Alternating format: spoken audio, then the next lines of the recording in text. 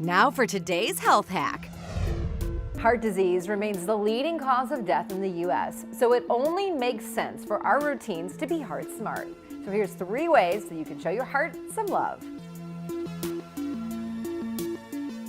First, bypass the elevator and take the stairs. The American Heart Association recommends 30 minutes of activity every day. And by taking the stairs, it'll help get you there.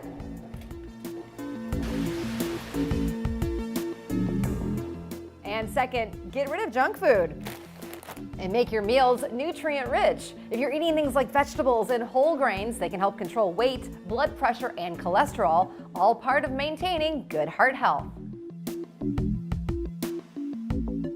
And finally, get regular screenings. High blood pressure, cholesterol, and sugar levels can be warning signs of potential heart issues. Preventative care can catch these early and get you back on track. These 3 tips are great ways to start loving your heart. For more health hacks, head to our website, livinghealthytv.com.